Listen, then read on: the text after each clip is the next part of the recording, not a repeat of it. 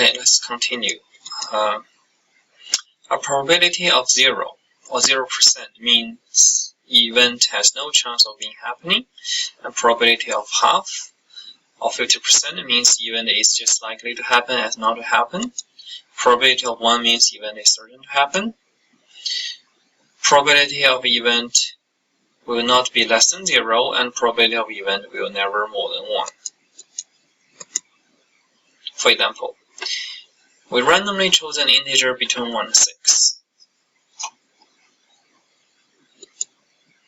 The probability you choose a number other than 8 should be 1. Why? Because any number you choose can't have 8. 8 is not in the sample space here.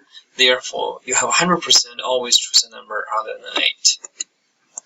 The probability you choose a number 7 is 0. Again, there's no 7 in your sample space, so that is impossible for us to get number 7 in this data set. So answer is 0.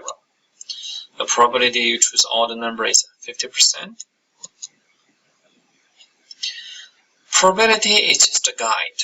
Probability does not tell us exactly what will happen. It's just a guide. So for example, if you toss a coin 100 times, how many heads will come up? Now, let's consider these critical thinking questions. Please pause and think for a minute. How many heads do you think will come up if you toss a fair coin 100 times? Alright.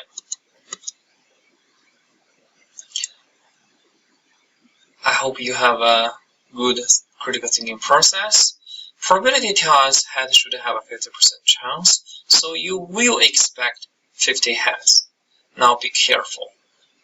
You expect 50 heads, does that mean if we really go ahead, let's say now, just go ahead, flip a coin, fair coin 100 times, you are going to see 50 heads exactly? Be careful, think about that. Well, answer is apparently no. Okay? Because when you actually try to do it, you might get, let's say, 48 heads, 55 heads, or anything around it. But in most cases, it will be a number near 50, but not exactly 50. You do have a chance to get 50, but that is like a small chance, not all the time. So what that tells us? That tells us probability can only give you some guidance. It will not tell you what will happen, like 100% for sure. Okay, probability assignment. A probability can be based on intuition, such as past experience, judgment, some people's opinion. So for example, physicians assume the subject probability for life expectancy for someone who has a cancer, such as doctor says there's 60% chance John will survive the surgery. It is also from past experience, likelihood. That is, somebody use intuition and give that conclusion. This is not a mathematical number after carefully calculated. Second, probability assignment can be based on relative frequency. As what we know before, relative frequency is the number of events divided number of observations. Let's see some example. Two village football teams has played each other 50 times. Team A has won 10 times. Team B has won 35 times. And team has drawn 5 times. Estimated probability Team B will win the next match. So far, Team B won 35 out of the total 50 matches. Therefore, you can write this as fraction. 35 divided by 50 give you 0.7. This is not the probability of Team B's winning. Rather, it is an estimate of that probability. We see the relative frequency of Team B's winning is a 0.7. But be careful, so far this 0.7 is not the probability. Why? Because, for example, you have 50 games so far, right? Let's see, in another 5 years, we have another 50 matches. And guess what? After total 100 matches, Team B wins only 60 out of this 100. So, next relative frequency we get will be 0.6. Now, which one should be more representative for the chance of team B's winning? This 0.7 or that 0.6? Again, let's take a pause and just pause the video and think about this question. How do we really get a probability? Alright, hopefully you, after careful thinking, you have some ideas of the probability looks like. Basically, the answer is neither 0.7 nor the 0.6 are going to represent the probability. It is an estimate of that probability. If you really want to get a probability, you have to assume, say, team A and team B played forever, say, infinity times. And then exactly, let's say if team B can win 75%, then that 0.75 is indeed that probability. Not this 0.7, not that 0.6. Okay, number 3. A probability can be based on equally likely outcomes. Probability of an event can use the following formula. Number of outcomes in event A divided by total number of outcomes in the whole sample space. For example, find the probability rolling a 5 on a balanced die. The common die has 6 faces as the following. Therefore, what's the chance for you to get 1 with number 5 on it? Well, all these 6 are equally likely. Therefore, there's total 6 outcomes, and they are equally likely. So rolling a 5, the probability is 1 out of that 6. And we get this probability through equally likely outcome. Okay, next, law of large numbers. Law of large numbers tell us when we use relative frequency of an event as the probability, remember, estimate of the probability, okay? And it will have some interesting phenomenon. And this phenomenon can be summarized by law of large numbers. So the underlying assumption we make here is if event occurred in a certain percentage of time in the past, and they will occur about the same percentage of time in the future. This is a very important assumption. Without this assumption, we cannot have this law of large numbers. Okay, so this assumption can be strengthened to a very general statement called law of large numbers. So, for example, we know probability of newborn baby, say boy, about 50% for live birth. But you're not surprised to see a family with 2 or 3 boys in a row, right? Okay, again, now let's think about this critical thinking question. So take a pause and think about this question.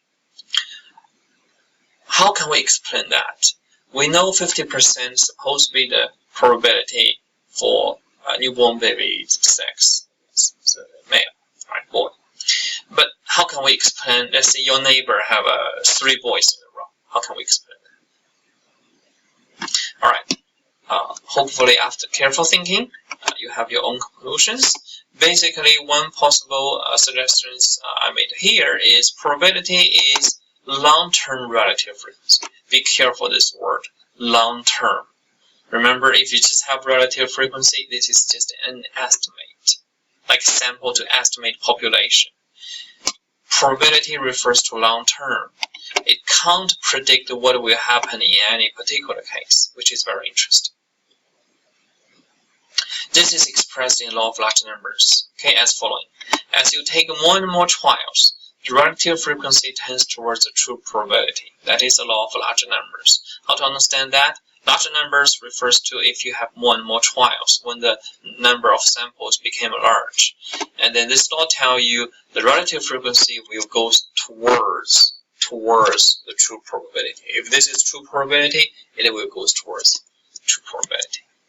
So for example, if you just have a few babies, say 4 children in one family, it is quite common to find a proportion of boys very different from 50%. See, if you have 1 in 4, then that's 25%. If there's 0, then of course will be 0%, which means all girls. But when you look at all babies born in a large hospital in a year, then experience will tell you that proportion will be very close to 50%. Why is that? Well, very simple. Just use our imagination. Assume if the newborn baby's boy proportion is 90%. overall, all across the world, then disaster will be happen very soon. Why? Because 90% will be boys and 10% will be girls. Eventually, what's happened? Yeah, everybody can see that, right? The problem, we don't have the appropriate match for the future boys and girls. So, of course, that would be a severe problem, okay? So, naturally speaking, we should see that proportion close to 50%. But remember, it's for long-term and large scale. Okay, the more trials we take, the closer the relative frequency to the true probability error. Okay, now let's see some experiment. Tossing a coin 500 times and see the proportion of head. Okay, very interesting pattern. This is 500 coin toss. And you can see at first relative frequency are pretty far away from 0.5.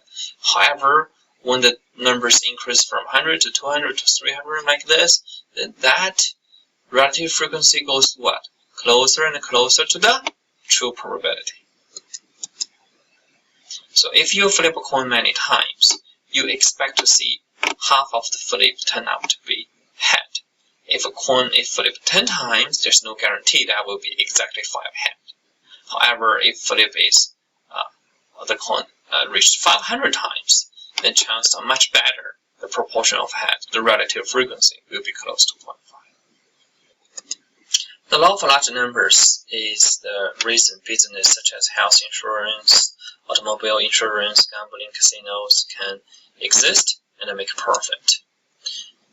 In order to afford to cover financial loss of its customers, insurance company needs a very large base of its members. For each different type of loss that insured against, insurance company have years of statistics that will help them to calculate how many loss they are likely to have. So in short, they cannot guarantee that like every single customer they have do not claim loss. But in general, there's most of them will not claim a loss, and then that is how they can make profit. Okay, now let's see some terminology. First, statistical experiment or statistical observation is any random activity that results in a definite outcome. There's more than one possible outcome. Second, sample space. Sample space is a set of all possible outcomes of an experiment. A sample space can be denoted by this letter S. Example can be toss a coin, either head or tail as your outcomes. Your sample space is head, tail. Select part for inspection. Your sample space can be either defective or non-defective. Roll a dice. Your sample space can be any number from 1 to 6. Play football game. Your sample space can be either win, lose, or tie. Next terminology, event. Event is a collection of one or more outcomes of a statistical experiment or observation. An event may contain one or more outcomes. An event is a subset of sample space. So for example, previously we talked about rolling a die, sample space is 1 through 6. Then if you got an even number, then this is one event. And this is a subset of the sample space. Rolling 1 or 3 again, and rolling a 3 is again subset of the whole sample space. And if you only have single element, we call that simple event. Simple event is an outcome of the statistical experiment consists only one of the outcome, such as the get to 3. Okay, outcome. Each individual result of probability experiment is called an outcome.